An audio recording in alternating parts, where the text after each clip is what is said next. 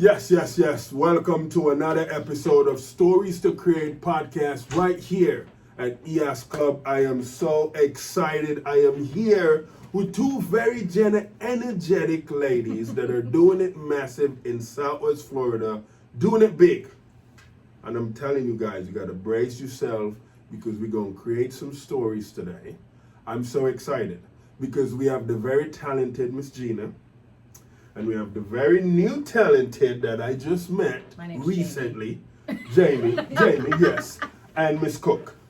Yes. You can call me Stacey. Feel free to call me Stacey. Stacey, Jamie, let's lay it out for the listeners. Okay. So we want to take the listeners back before the professional ladies now that are doing humongous things in Southwest Florida. Okay. Yes. So we'll start with you, Stacey. Okay. The early days. Okay. The early days. What was that? Where did you grow up? I was born in West Virginia. Okay. Spent some time in Pennsylvania, but I went to school in Southwest Florida. I went to middle school, high school, and I graduated from University of South Florida and Florida Gulf Coast University. And I'm 51, so I've had. She just hit us with it, and she looks so young too. You can't do that to the listeners. She looks so good, right? Yeah.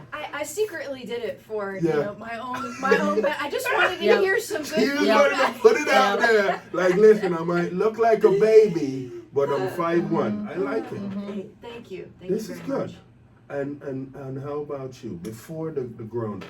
Well, I'm 41 and I have more wrinkles than Stacey, so we'll start there. Come on. Originally from East Lansing, Michigan, right at Michigan State, where they teach you the fight song in elementary school. Yeah. They teach you the which song? The fight song. It's ridiculous, but it's great. It's great camaraderie. Moved to Florida when I was around 10. Okay. And have lived in this area from here to north of Tampa for high school for the majority of the remainder of that time. Okay. Went to FGCU and Edison Community because back then you had to go to both. Yeah, that's right. And then went up to USF. Okay. And had kind of a weave of a career to get to where I am today. Okay. So we're gonna dive into that here momentarily, but back to you, Stacey. Growing up, like going to middle school, what was that like? Really? You're taking this 51-year-old First, we want to know if there was the introvert there or the extrovert. Who was you? I was in school. I was probably more of an introvert. I grew up very poor. Okay. And you grow up poor, sometimes we didn't have the nicest clothes. I had a lot of love in my family, don't get me wrong. Yeah. But I think I was very self-protective as a young person growing up poor. And, back then, like now, kids are, you like to compare. And I have this. And so we didn't have a lot.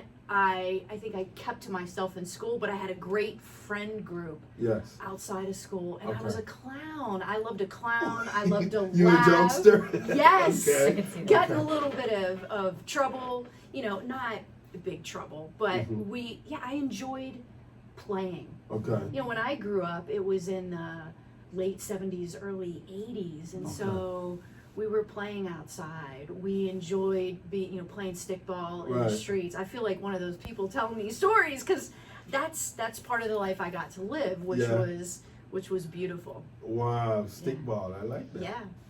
Wow. So what was that like for you? Actually, let's go into the early 80s. What was that like for you in the early 80s? The early 80s was that was mostly when I was in Michigan, and it was great. It was, as a child, I was surrounded by a variety of people. When you grow up and you live in a university town, you have people of all faiths, of all sexes, of all colors, of all identities, and nobody really gives a shit. Am I allowed to curse? Oh, sorry. Nobody really cares. It's just accepted, and people have educations and they want to talk about things, and it's not that there aren't any issues, but it was extremely eye-opening and very drastic as a child to go from that to coming to Southwest Florida, especially here in Fort Myers. You know, people always ask, why the green go against the blue and yellow? Well, because green is better. Green and white is better. Let's make that very clear. I didn't say it. It is always better. No. Well, they're the two thriving state colleges, and they happen to be both incredible colleges. Okay. You know, so it's a huge rivalry, but I have family that goes to U of M, lives right there at the stadium, and they're incredible people, but I just happened to be born at Michigan State right there. So you had to be a Michigan State. I mean, it's in my blood. I can't help it. You know, go green. Go green. Go green. Okay, Stacey, when you think back on meals that you were eating when you were growing up, which meal could you remember that made you say, we are really poor? Cheese sandwiches.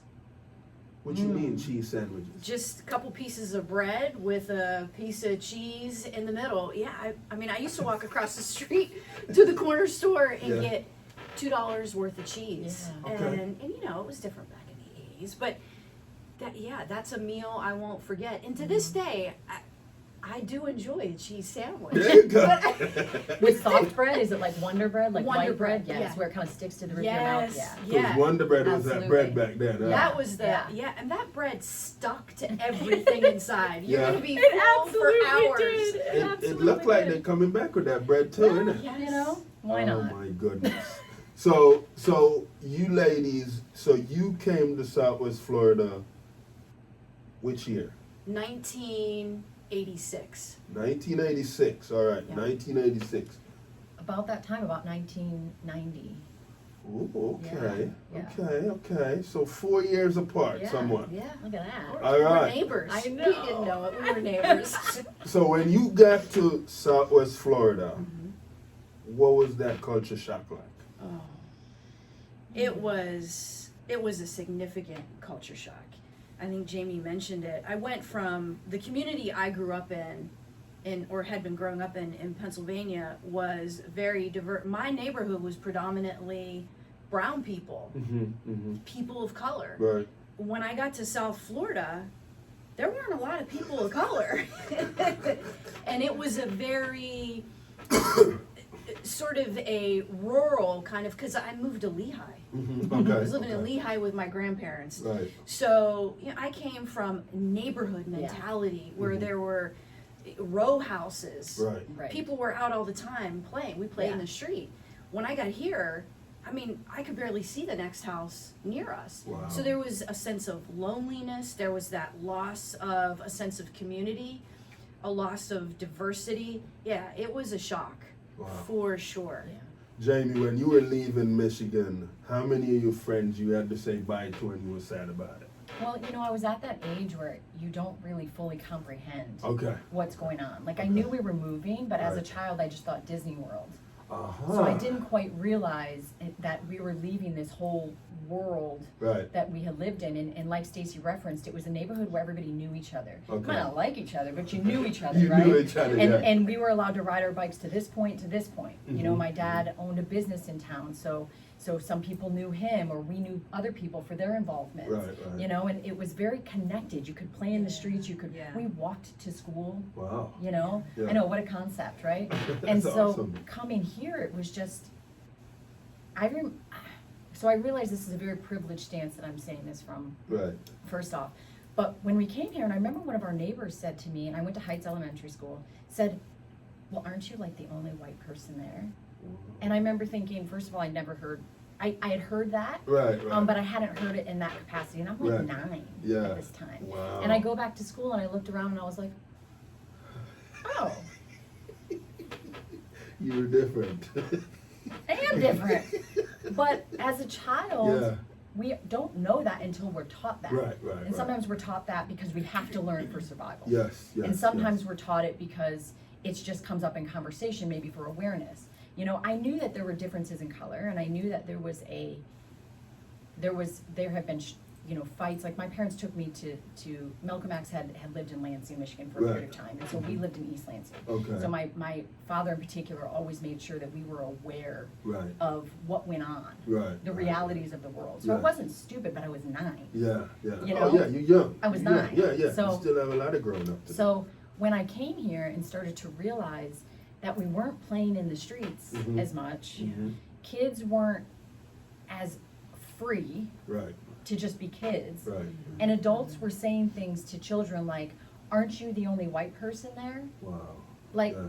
that's just a completely different environment than I'd Right, come right. from. So again, I felt similar to you, loneliness. I felt like I needed to stay further inside. Right. Like it wasn't safe. Wow. Even at school, feeling unsafe. Not Mhm. because of the color of the children around me, but just because all of a sudden there wasn't this connectedness. Right. Wow. You know? So, Stacey, when you finished high school, college was the next option, or It was. you wanted work?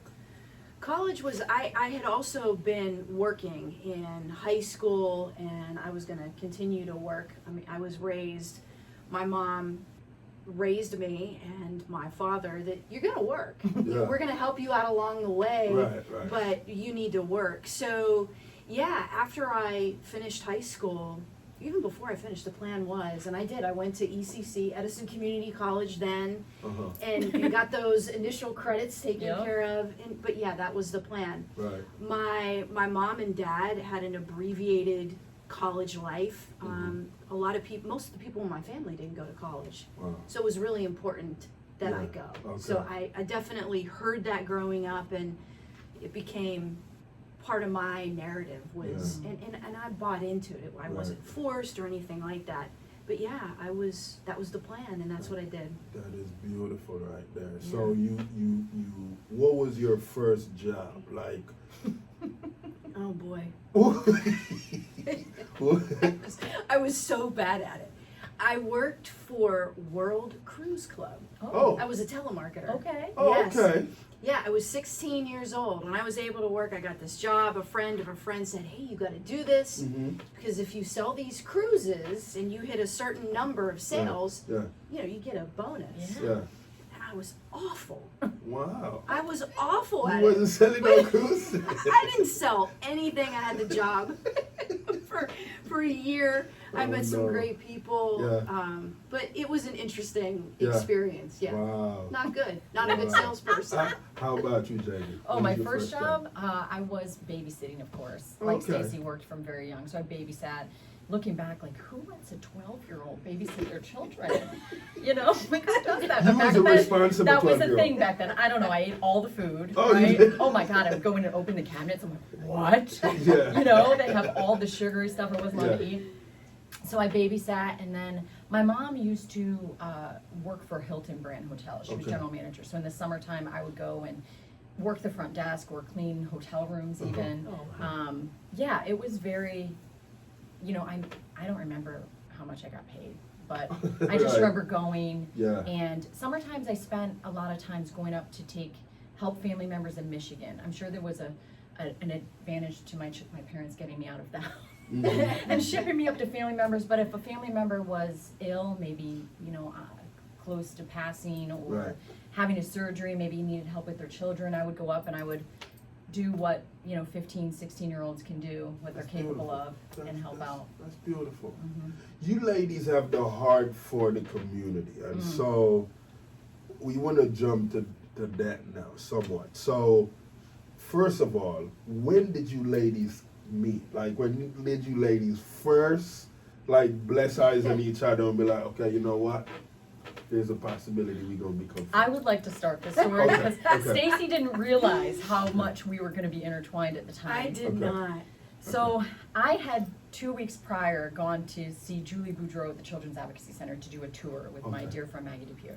And I'm walking through and we're sitting down in one of the rooms and I look at her and I'm like, you must have incredible turnover here. Like this work that you guys are doing Right. is so just deeply impactful, but truly traumatic. Right.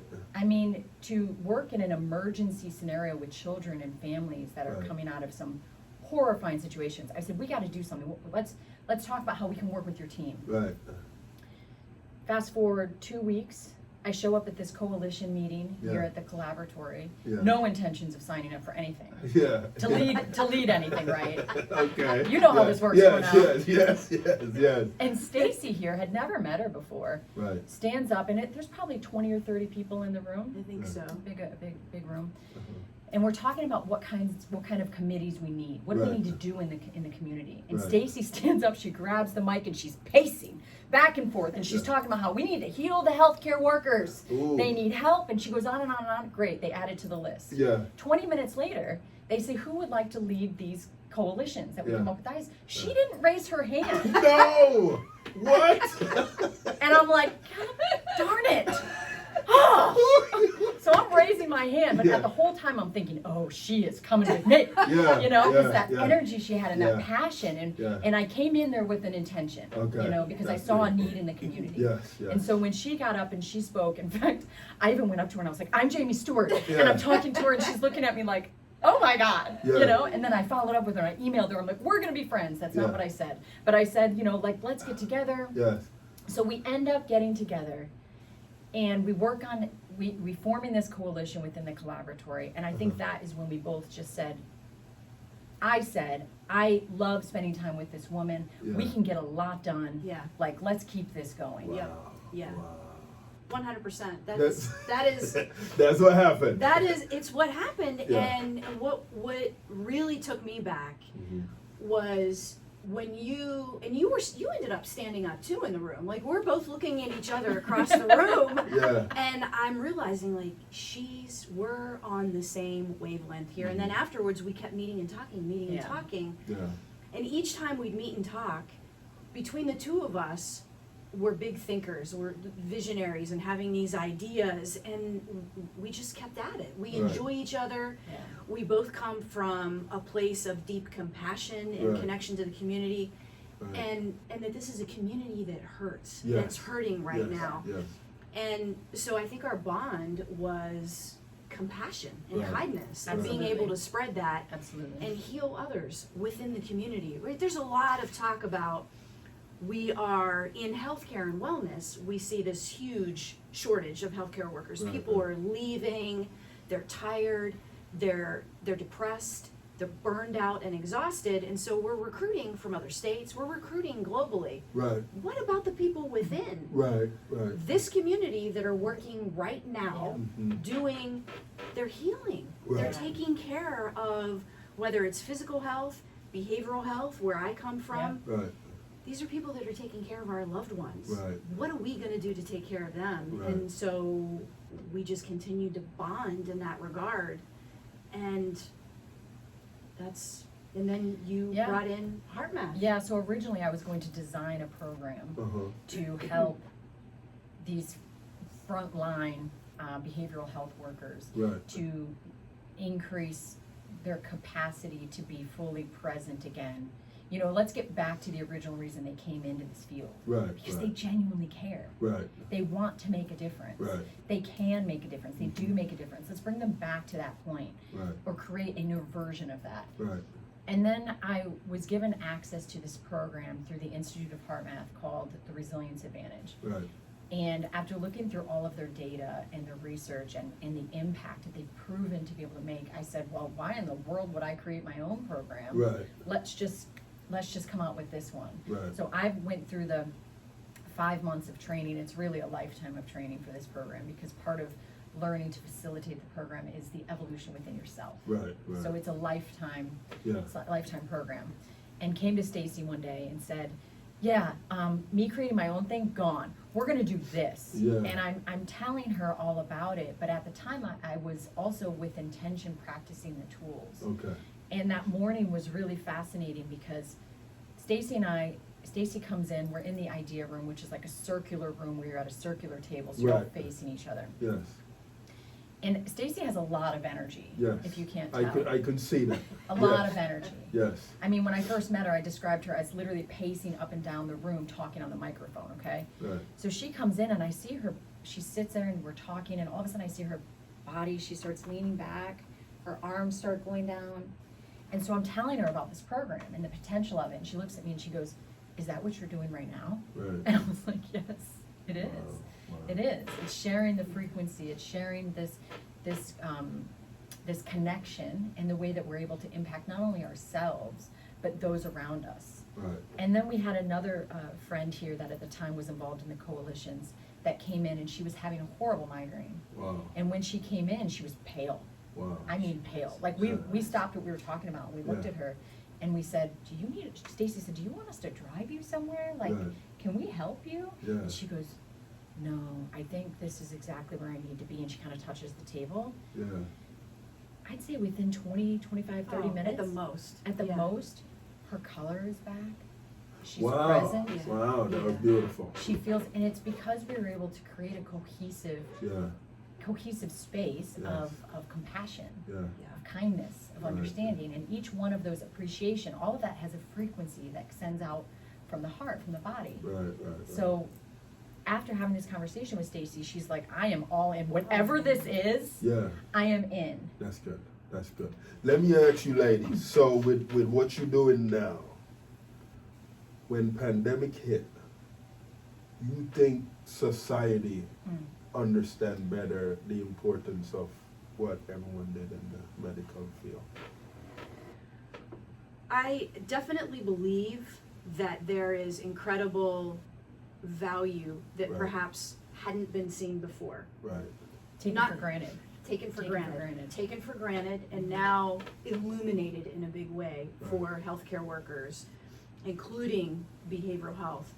What remains in the shadows and hidden is the level of the burden that these folks carry, that healthcare workers, behavioral healthcare workers, I'm gonna say healthcare, which includes behavioral healthcare, that they carry as a result of trauma and uncertainty, seeing death, losing loved ones themselves, working and living in an incredibly uncertain environment. And they continue to this day taking on that burden, hearing those stories and healing others.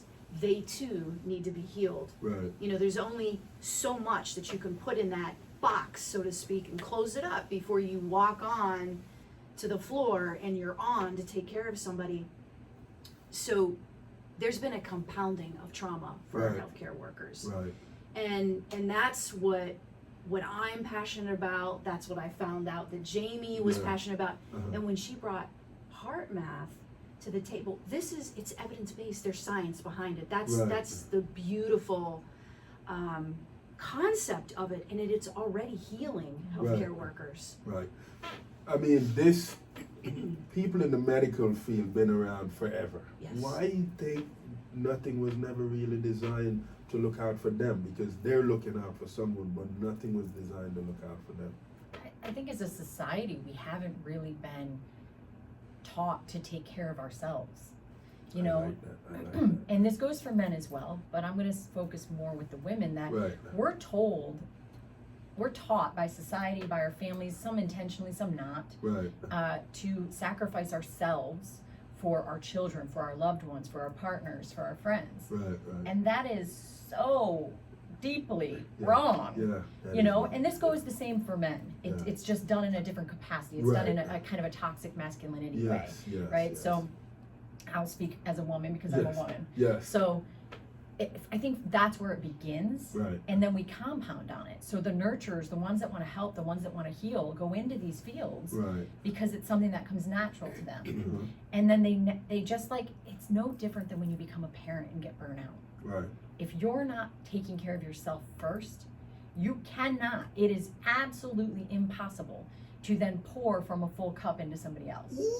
Ooh, gems. Ooh, I like that right there. This is beautiful. Right. So if we don't take care of ourselves, we can't take care of other people. We're going to show up. I'm going to show up with my client right here, and I'm going to go through the motions of what I've been taught to do.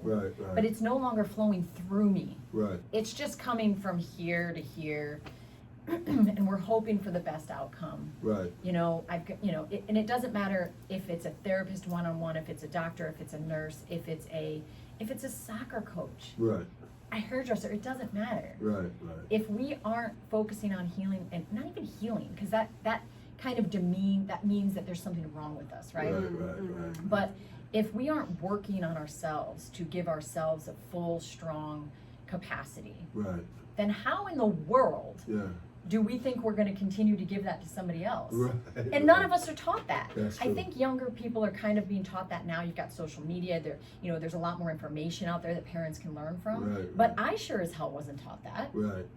I haven't witnessed that Yeah. in my family. Right. I mean, Sure. I don't know about anybody else. We were taught by example and through society to do the complete opposite. Right. So that's how we've ended up in this place Yeah. where we take for granted the helpers. Right. We take it for granted. Yeah. For sure.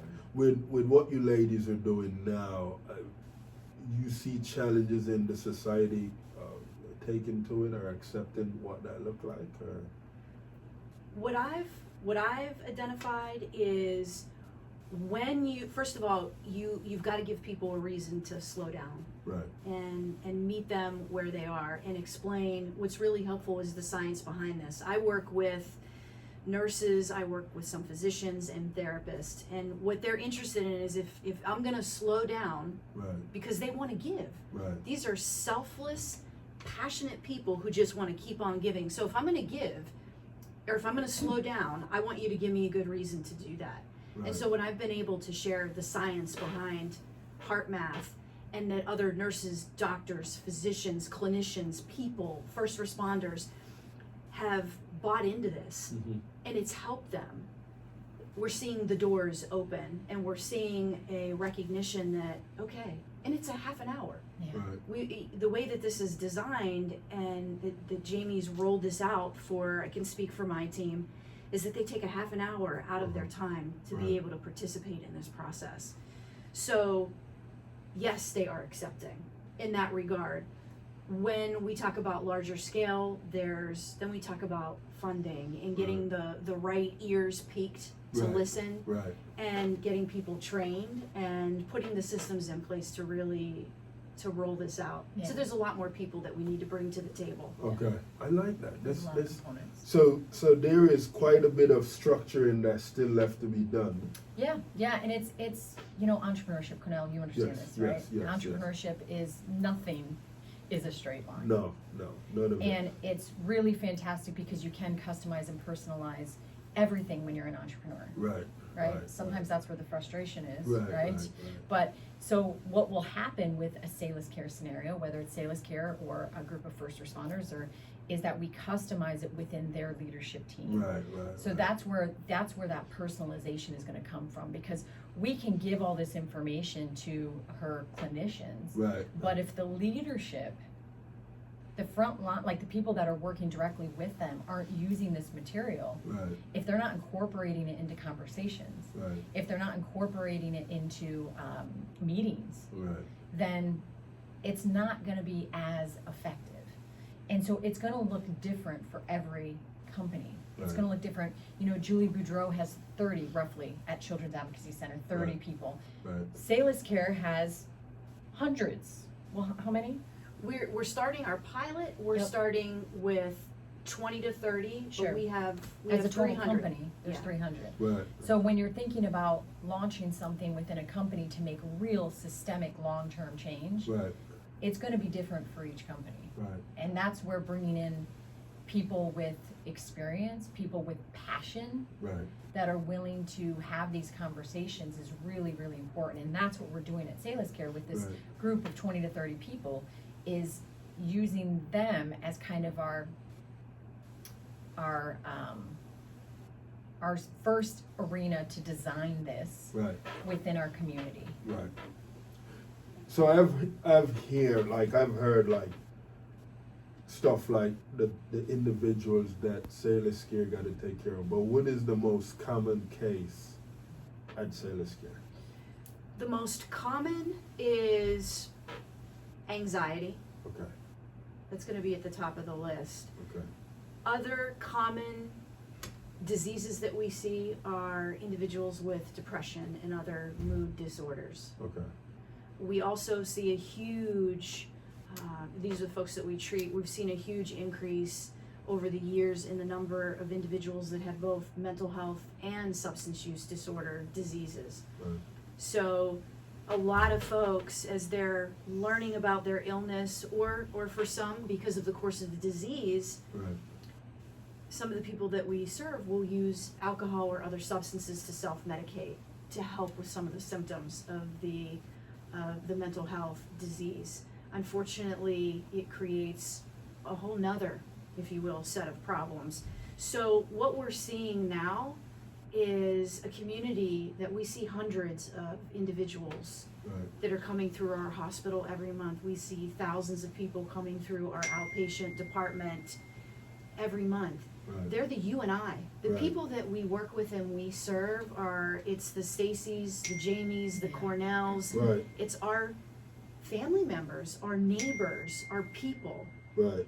So it's our community, and they need us to heal them. Absolutely. And with the pandemic, with the hurricane, we're seeing an increase in the number of people that need our help in the community.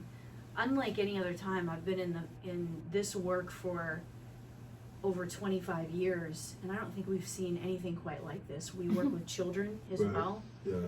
and we're seeing an increase in the need for children who need behavioral health services, and certainly adults.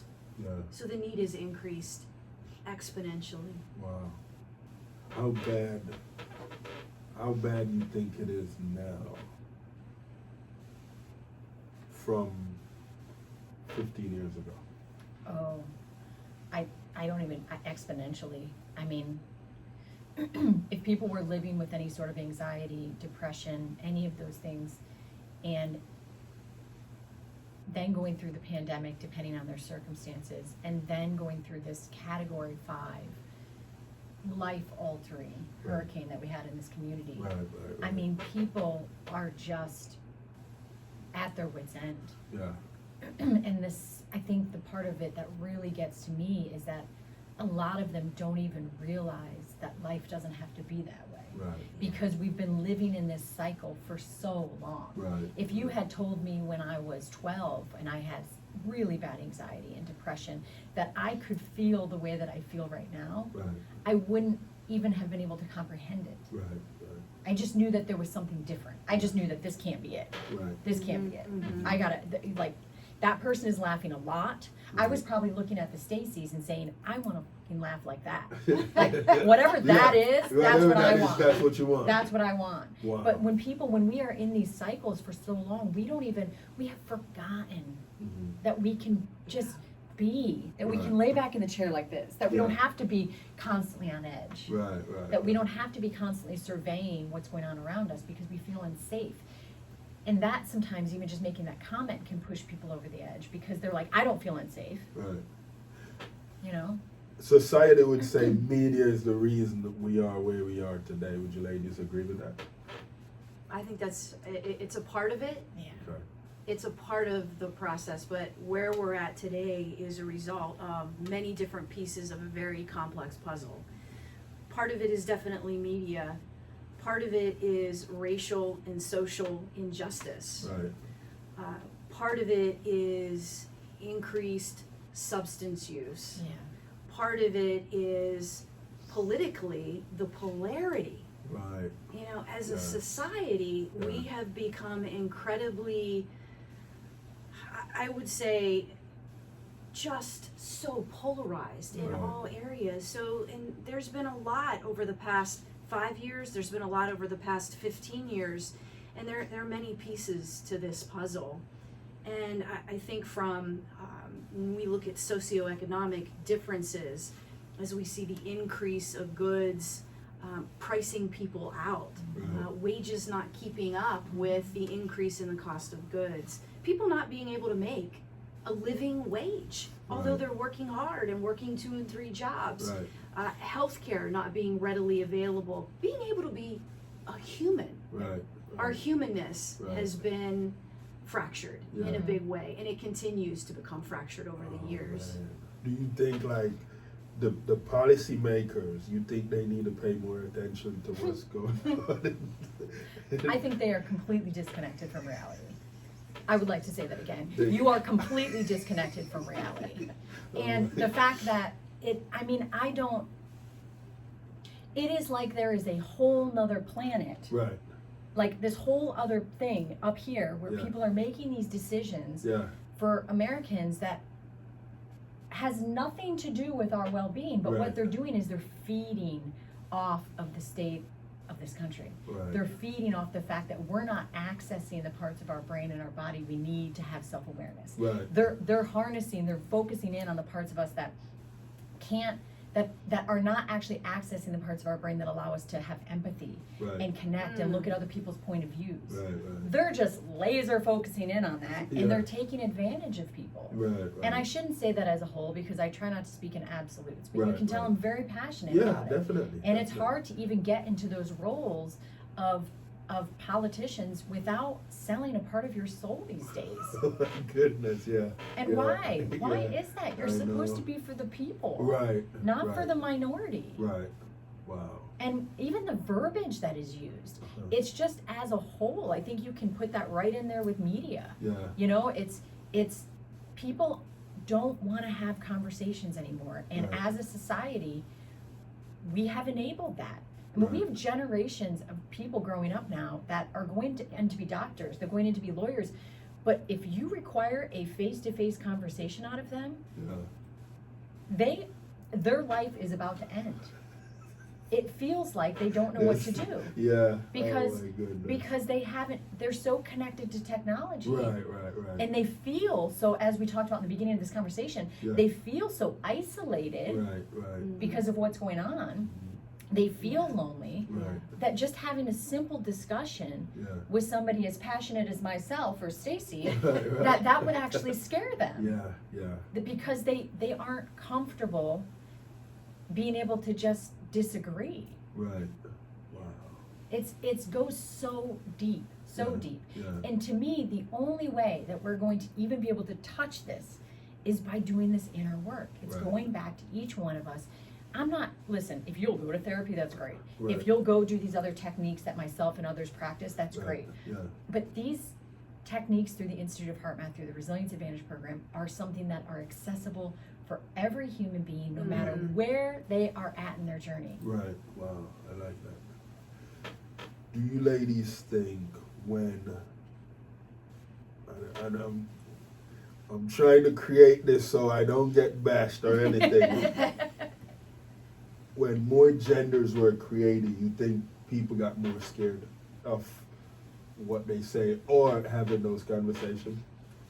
I think that because I'll speak for the present moment. What I think is that we have an environment that consists of a great deal of uncertainty. Right. It consists of a great deal of fear and agitation and anxiety, and I think that creates that polarization. Right. Whether it's between the binary men and women, whether it's between they and them, there's just a great deal of polarization Right. in general. Right. Wow. Yeah. Yeah, I would agree. Whether it's that, whether it's about color, whether it's about religion, whether it's just about not liking your neighbor because they have a Ford and you have a Chevy. I mean, let's be real. People do this. It's otherness. It really It's is. otherness. Yeah. There is the Yeah. otherness, and those in privilege. I think that there is part of that privilege, if you will, is looking at others who may look different and creating that othering. Right. And we've seen, and that just hasn't started. Obviously, in the last Yeah. year, 5 years, we're talking hundreds of years. Right. But as we grow as a society, Right. and we grow beyond the binary, we grow beyond a white or a brown, then I think we start to see even more of that polarization and othering because of fear. Right. Wow. If you don't look like me, you're something else. Yeah. If I can't understand you because it doesn't relate to me, then I can other you because that keeps a safe distance. Wow. I can stiff arm that Right. which scares me. And there's a Right. component that's super related to surviving, Yes. right? We have to, on some level, be judgmental. Yes. On some level, we have At to. some level, yes, this is true. This is We true. have to. Yes. You can't be walking down a dark street at night and just non-judgmental at all, thinking that anybody that comes walking towards you is just out for your safety, even though that's judgmental as well, right? Right, yeah. So there is a component that we have to, in order to survive, have to make judgments. Right. But it has gotten so out of control. Right. And all of the factors we've talked about have steered it that those judgments are now just massive. They're no longer walking down a dark street at night saying, oh gosh, that person, I get bad juju. Now it's just, oh, well, it's the skin of their color, the color of their skin, which has been going on forever, or their religion, which has been going on forever, or gosh, that person looks like they could, I don't know, is that a man or a woman? You know, like, who cares? But the root of it is based in survival. I like that. Survival. That is beautiful right there. And I know, you know, you guys are watching these beautiful ladies that are so positive with so many different things. What is your first thing you do in the morning when you get up?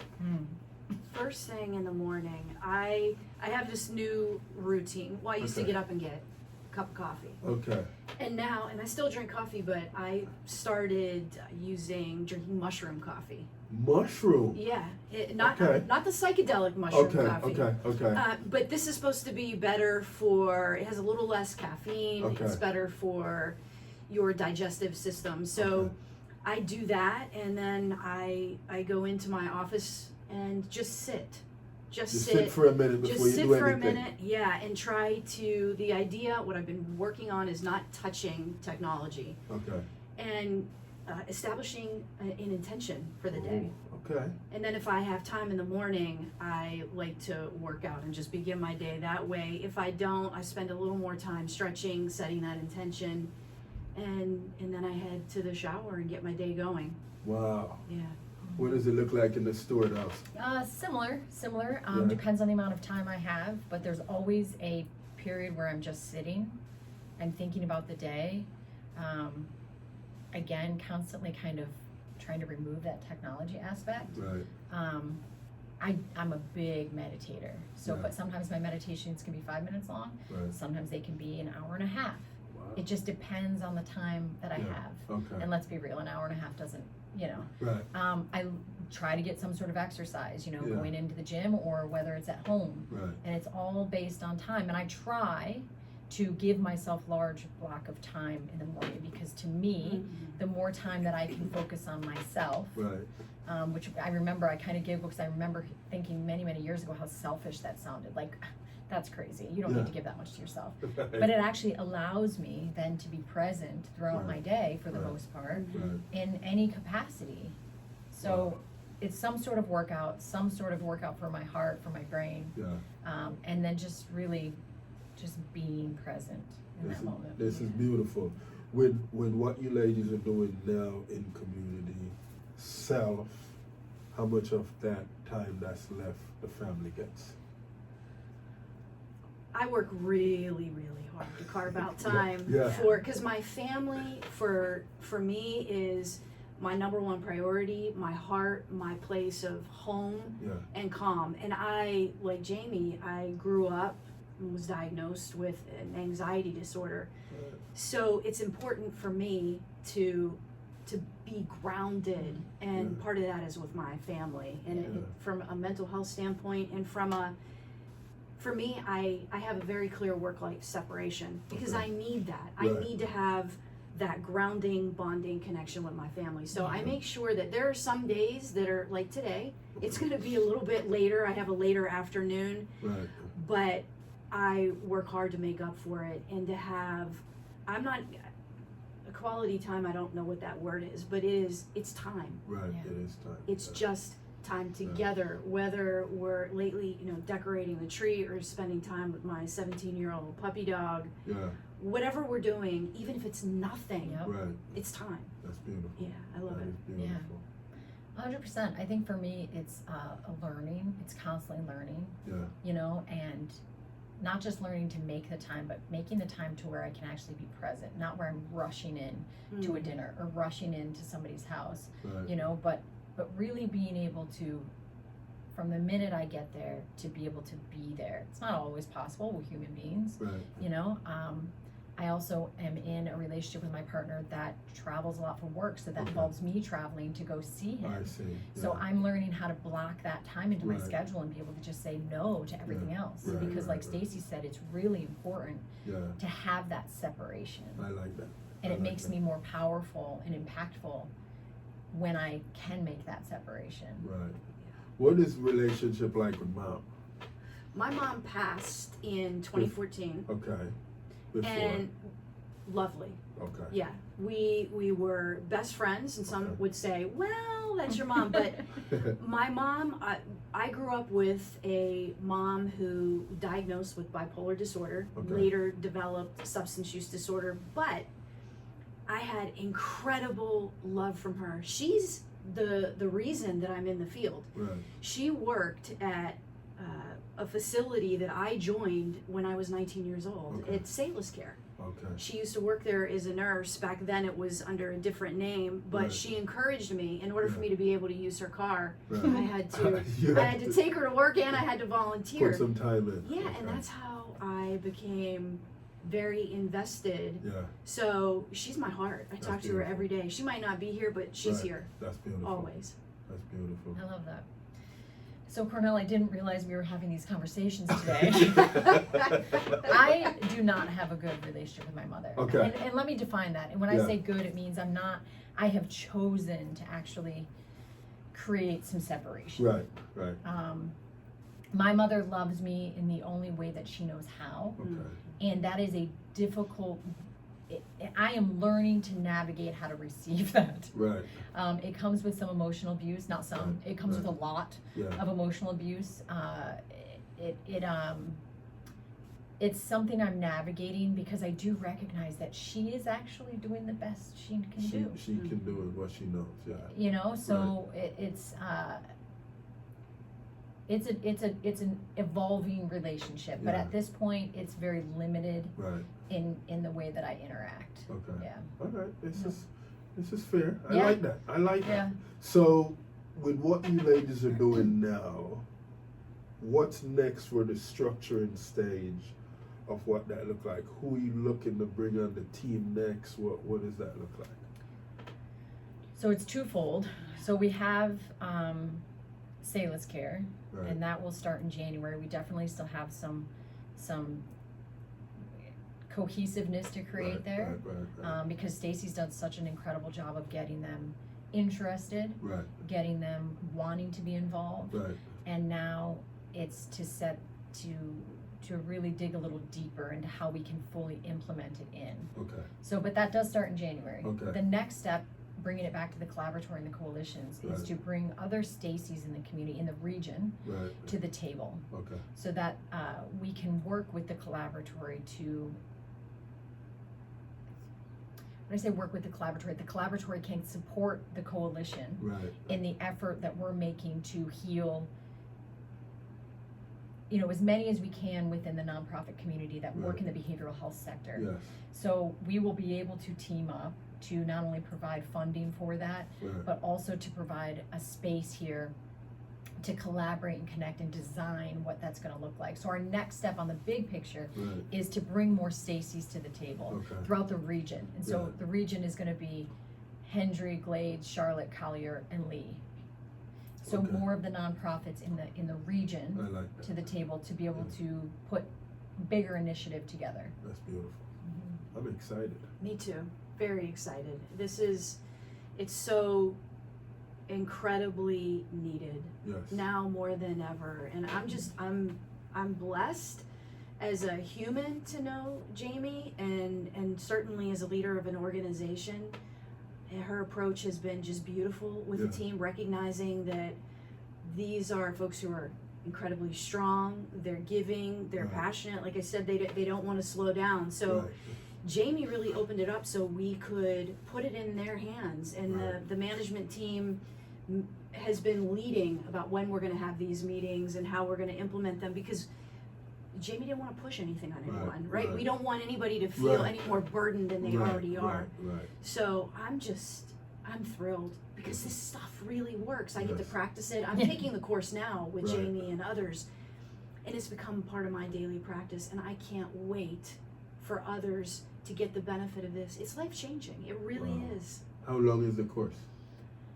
It depends. For SalusCare, I think we're doing 12 to 16 weeks, Mhm. 30 minutes once a week Okay. for that period of time. So they're very small increments. Okay. They're very digestible. The goal is that everybody leaves at 30 minutes wanting more, Okay. you know, Okay. which is what we've been getting feedback is that people want. So. Okay.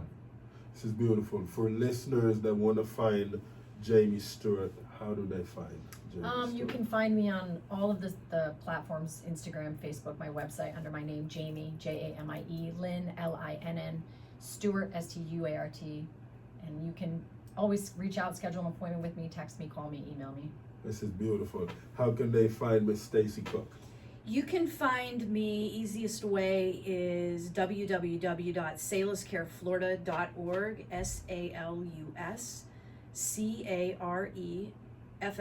SalusCareflorida.org. Wow, this is beautiful. What would you ladies say to the listeners that are listening right now that need help but don't know how to ask for the help? If you, I represent SalusCare, and certainly if you need help and you're not sure what you need, that is perfectly okay. You can get to us a variety of ways. One, through the website I just shared. Two, you can call 275-3222, or you can text that number for an appointment. Or three, you can walk in to our location at 3763 Evans Avenue in Fort Myers. Oh, wow. Beautiful. I think just remembering that you don't have to know what's wrong with you. You know, you can reach out to any type of therapist, any type of facility. I practice a little bit non-traditional type of modalities, so you can reach out to me, you can reach out. And remember, you don't have to know. Right. You just recognizing that you feel off, that there's something not right and you want to work on it is that's as far as you need to get Beautiful. before you make that call. Wow. Guys, there you have it. Another episode. We have created some story with two wonderful ladies here in Southwest Florida, Miss Stacey Cook. Thank you very Thank you much. for It was being an on the honor. show. I appreciate Yes. it. And Miss Jamie. Oh my goodness, this is amazing. We have had quite the conversation. We have covered quite a bit. This was good. Until our next episode where we create another story with another unique individuals here at EAS Club. That was beautiful. That was fun. You're very good at this. You ladies rock. are You rock made it stars. easy. You made it easy. Oh my goodness. And, You you let. know, we know